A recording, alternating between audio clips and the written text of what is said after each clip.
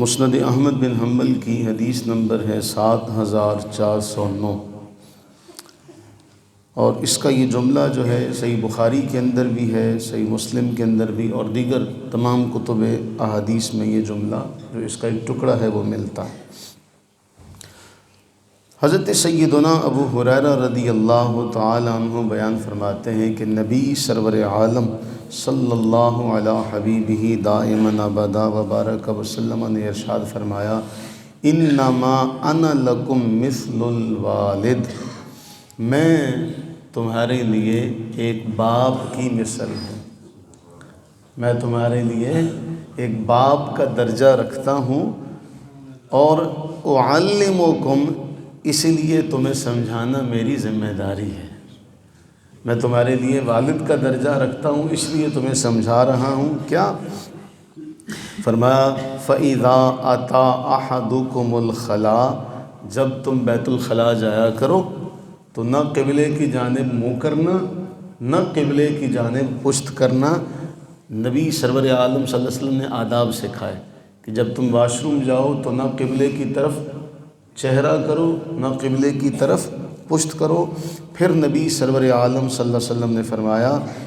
تم میں سے کوئی شخص بھی اپنے دائیں ہاتھ سے اپنی شرمگاہ کو صاف نہ کرے۔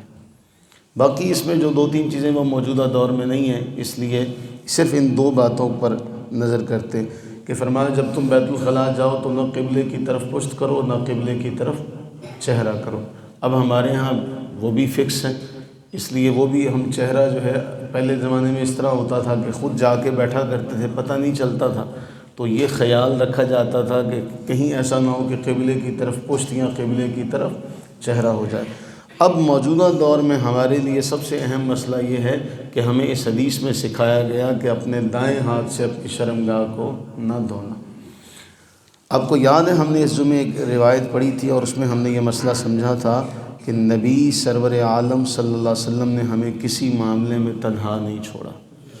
ہماری طہارت کے مسائل بھی اللہ تعالیٰ نے قرآن میں ذکر کیا۔ رسول اللہ صلی اللہ علیہ وسلم اس قدر حیا کرتے ہیں، احادیث طیبہ میں آتا ہے، نئی نویلی دلہن جس طرح حیا کرتی ہے، شرماتی ہے، رسول اللہ صلی اللہ علیہ وسلم اس سے بھی زیادہ حیا والے تھے۔ ایک طرف حیا کا یہ عالم ہے، لیکن سمجھانے میں نبی سرور عالم صلی اللہ علیہ وسلم نے فرمایا، میں تمہارے لیے والد کا درجہ رکھتا ہوں، اس لیے تمہیں سمجھا رہا ہوں، تمہیں سمجھانا میری ذمہ داری ہے کہ جب تم جاؤ تو پھر ساری اب روایات کو جمع کریں کہ نبی سرور عالم صلی اللہ علیہ وسلم نے فرمایا جب بیت الخلاء میں جاؤ تو پہلے بایاں پاؤں رکھو اور اللہ سے یہ دعا مانگو، اے اللہ میں خبیث جنوں سے، جننیوں سے تیری پناہ میں آتا ہوں۔ دعا سکھائی، اللہم انی اعوذ بک من الخبث والخبائث۔ پھر اس کے بعد فرمایا جب کوئی باہر نکلے تو پہلے دایاں پاؤں رکھے اور پھر اللہ کا شکر ادا کرے، اے اللہ میں تجھ سے بخشش کا طالب ہوں، تو نے اذیت والی شے مجھ سے دور کر دی۔ اللہ کے نبی علیہ السلام نے فلسفہ کیا دیا، ہمیں ہر لمحہ اللہ کو یاد کرنے کا سبق دیا جا رہا ہے کہ اتنی سی، یہ تمہیں جو معمولی سی بات لگتی ہے یہ معمولی نہیں، کہو غفرانک، اے اللہ تیری بخشش کا طالب ہوں۔ الحمدللہ الذی اذھب عنی الاذی وعافانی، ساری کی ساری تعریفیں تیرے لیے، تو نے یہ اذیت والی شے دور کر کے مجھے عافیت دی۔ آپ جا کے ان لوگوں سے ذرا تکلیف کا عالم پوچھیں جنہیں پیشاب کی نالی لگ جاتی ہے، آپ اس کا تکلیف کا معاملہ پوچھیں کہ جن کے ساتھ معاملہ ایسا ہو جائے قبض ہو جاتی ہے اور انہیں اجابت نہیں ہوتی۔ اللہ کے نبی علیہ السلام نے دعا سکھائی کہ ایسے موقع پر بھی اللہ کا شکر ادا کرو، یا اللہ یہ اذیت والی شے تو نے دور کر دی۔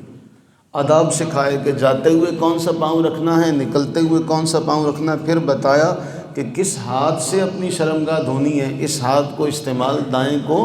نہیں کرنا۔ پھر نبی سرور عالم صلی اللہ علیہ وسلم نے فرمایا کیسی جگہوں پر نہیں بیٹھ کے پیشاب کرنا، سایہ دار جگہوں پر نہیں بیٹھنا، راستوں پر نہیں بیٹھنا، وہاں بیٹھ کے گفتگو نہیں کرنی، پیشاب کے چھینٹوں سے بچنا ہے کیونکہ یہ عذاب قبر کا سبب ہے۔ ہم کس قدر خوش قسمت ہیں کہ ہمیں نبی صلی اللہ علیہ وسلم نے ان باتوں کے بارے میں بھی بتایا، شاید جس کے بارے میں آج والدین بھی بتاتے ہوئے شرم محسوس کرتے ہو کہ میں اپنے بیٹے کو، میں اپنی بیٹی کو کیسے بتاؤں، لیکن نبی صلی اللہ علیہ وسلم نے وہ سارا کا سارا کھول کے رکھا کہ کیسے جانا ہے اور کس طرح سے تم نے شرمگاہ دھونی ہے، وہاں کے آداب کیا ہیں۔ اللہ کے نبی علیہ السلام نے اس حوالے سے بھی بتایا۔ وہ سنن ابو داؤد کی وہ روایت دوبارہ ذہن میں لائیں، وہ کمال ہے، ایمان بڑھ جاتا ہے جب حضرت سلمان فارسی رضی اللہ تعالیٰ عنہ سے کسی نے کہا تھا لقد علمکم نبیکم کل شیء، تمہیں تمہارے نبی نے سب سکھایا؟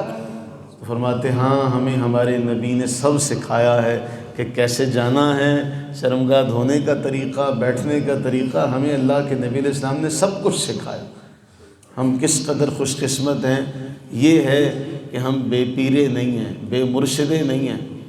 ہمیں نبی صلی اللہ علیہ وسلم نے ہر بات کی تعلیم دی۔ اللہ سے دعا کریں